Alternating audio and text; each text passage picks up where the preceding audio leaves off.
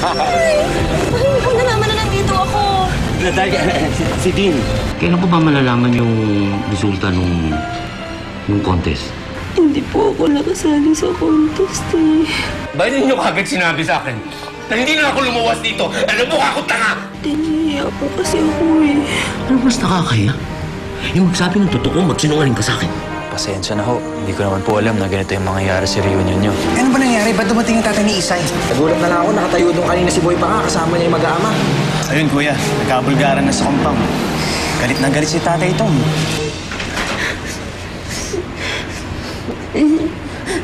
Ang sama si Nika, si Jasper. Pero magalang dati, Isay, ano lang sila kanila natin. Ang dami ng puso.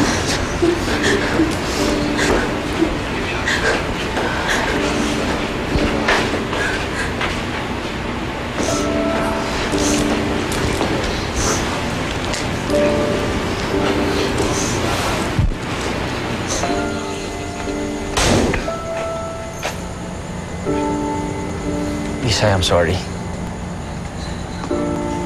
Talaga? Hindi ba dapat masaya ka? Dahil yung relasyon ninyo ng daddy mo, gano'n na rin yung relasyon namin ng tatay ko. Isay, gusto lang naman kita i-surprise. Akala ko ito yung gusto mo eh. Di namimiss ko sila. Oo, pero hindi sa ganitong paraan. Isay, I'm really sorry. Akala ko talaga makakatulong ako sa'yo. Kasi hindi ka nakakatulong. Mas lalo pang pinalala yung sitwasyon eh. Din, kapag hindi ako napatawad ng tatay ko, ikaw yung may kasalanan ng lahat ng to. Isay, please. I'm sorry. Nagsisisi ako na naging kaibigan kita.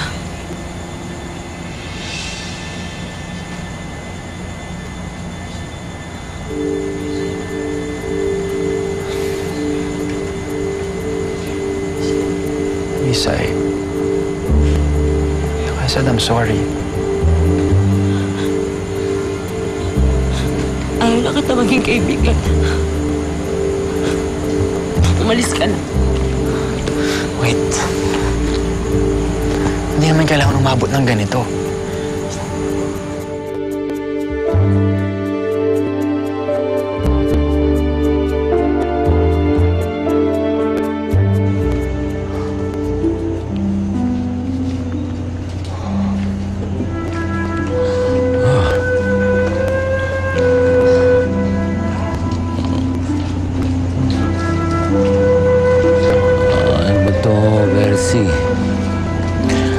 Ano ito, Bersing, nangyayari sa buhay natin?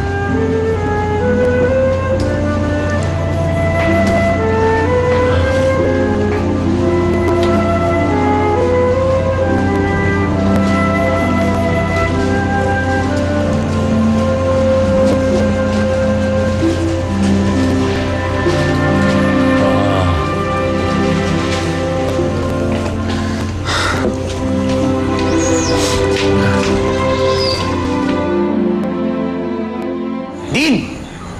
Sinasaktan mo si Isay.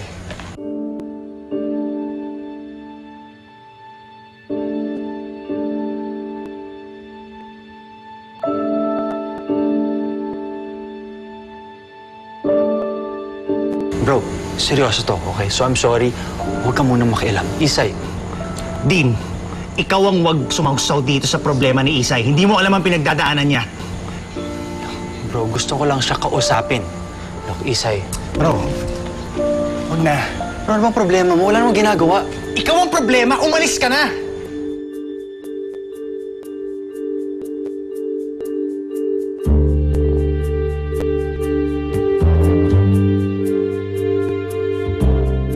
Ngiti, ako'y nahuhumali. Din, ano ba? Hindi ka ba nakakaintindi? Sinabi ko umalis ka na, di ba? Umalis ka na! Isay, wala naman masamang intensyon eh. All I wanted, gusto ko lang ipakita sa'yo kung gaano kang espesyal sa akin.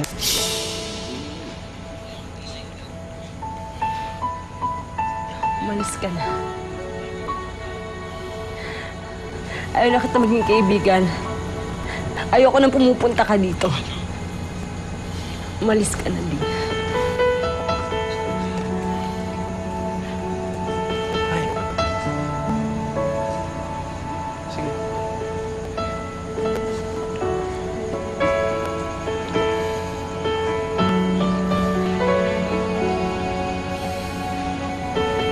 Mas ka lang.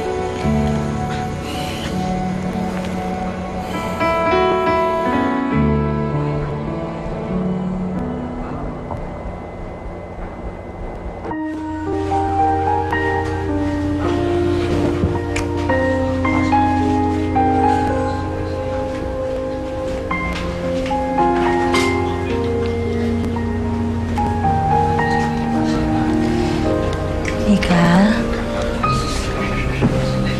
Mika? Isay, hayaan mo na sila. Huwag mo silang gigisingin. Baka masira pa yung pagtulog ng mga bata.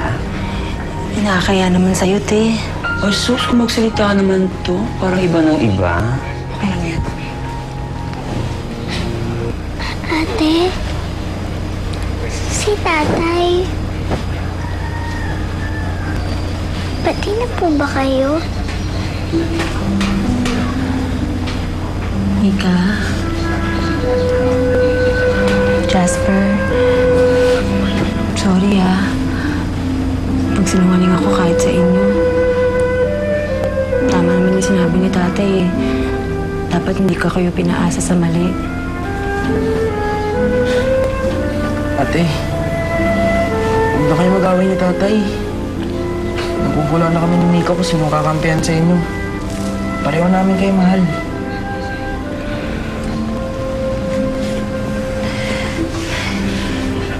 Mag-alala, Jasper.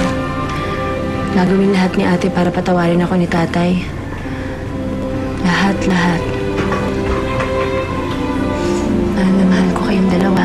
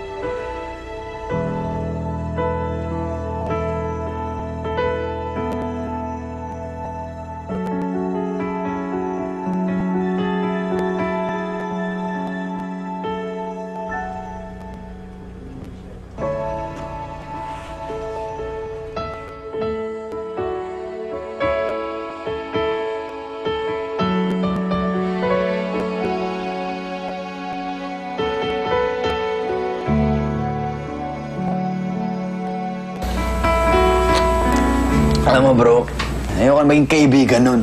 Ang labo niya, diba? Tinutulungan ko lang naman siya, diba? Anong tingin niya sa akin? Diba? Pakialam ko sa kanya. Sino akala niya? Bro, huwag naman ganun.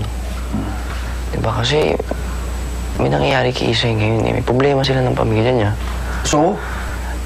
Dapat huwag na natin pakialaman. So ganun.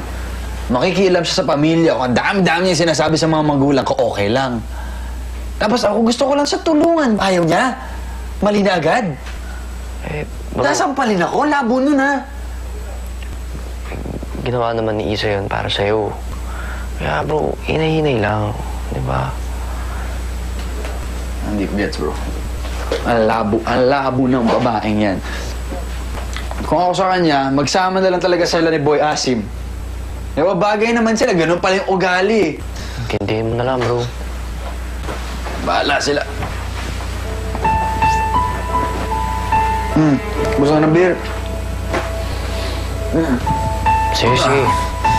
Ayun o. Tara, inom tayo.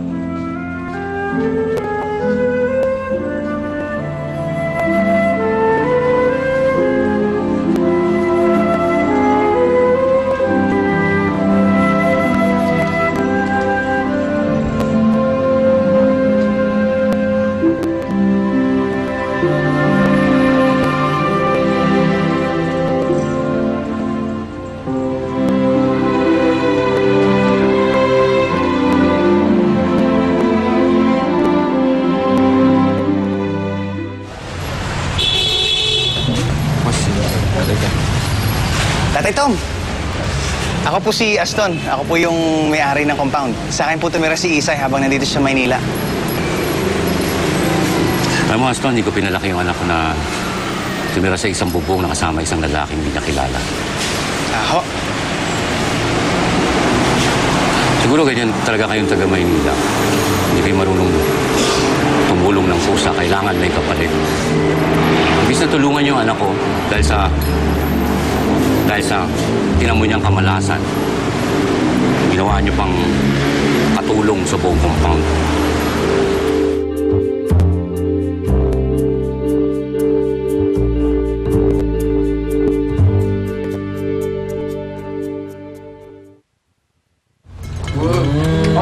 Si Sasa ang tumulong para mag-prepare ng breakfast nyo. Maraming salamat. Saan yung bahay mo dito? Yan, at saka yan. Basta lahat yan. Si Budot lang kasi ang bata sa buong compound. Kaya lahat na nakatira dito, siya ang baby namin. Baby! Ang swerte mo pala, Budot. Kami ni na tatay, nawalan na kami ng bahay O Isay, kumain ka na. Ba't wala pa naman yung plato mo? Sige na, join us. Sige po. Napansin niyo po ba si tatay?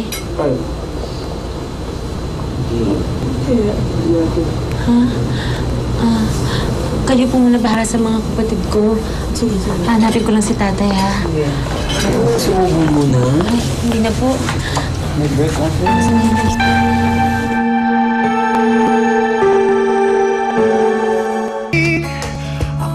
Missy! Missy, I'm sorry. Okay, I'm so sorry. Sabihin mo lang sa akin kung paano kita matutulungan. Huwag na.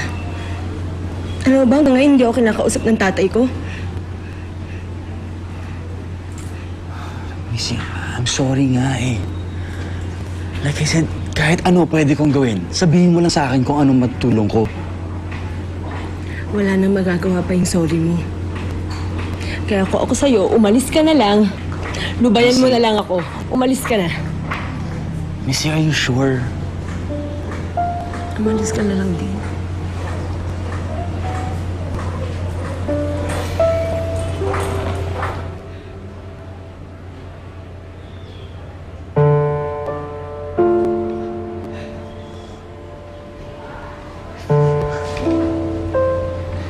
Jasper.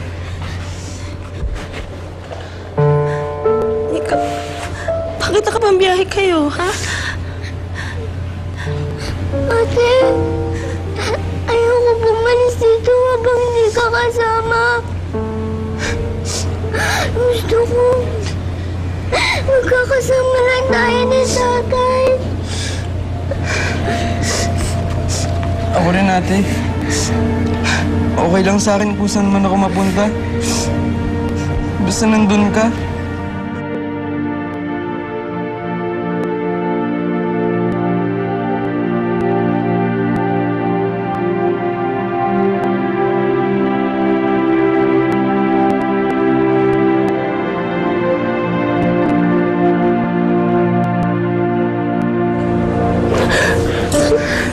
Huwag kayo mag-alala, ha?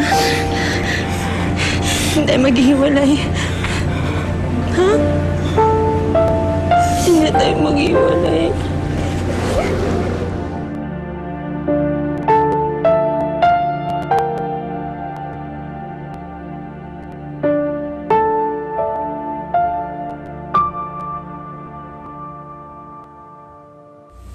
Luzon Expressway. Sabi na nga ba eh. Dito kita madarat lang. Mumukmuk ka na naman ng parang bata.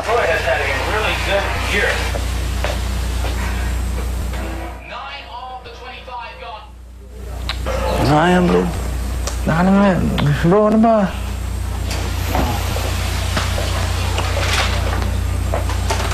Alam mo, bro.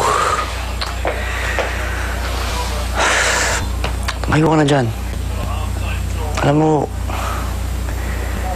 hindi ka dapat magpigil eh, alam mo yun. Dapat, hindi mo pigilan yung sarili mo eh. Hindi porket dahil sa tampuhan yun ni Isay.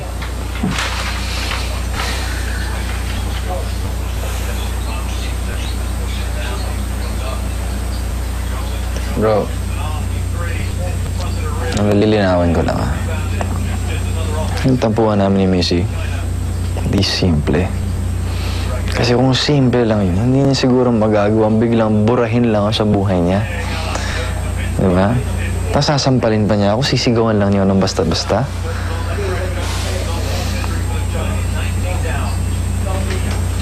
Pero, hindi ko rin siya masisi. Isipin mo na lang. Nabagsak ako. Si Missy yung tumulong sa akin. Pinagtsagaan talaga niya ako.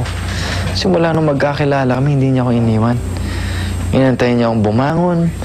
Tinuruan niya ako. Tinulungan niya ako sa business. Tapos ngayon na-down siya dahil pa sa akin. Although hindi ko sinasadya dahil sa akin pa rin, hindi ko siya matulungan. So ano sinasabi nun tungkol sa akin? Yung nakaka-bad trip eh. Diba? Ano, isipin mo lahat ang sinasabi sa akin ni Dad. Tamad ako, wala akong magawa, irresponsable ako. Wala akong nagagawang tama, wala akong natatapos. Ano, hindi ako makapagseryoso, bro? Ganun lang ba? Failure na lang sa lahat? Yung sinasabi niya sa akin. Failure. Bad trip eh. Yun lang yung naaalala ko eh.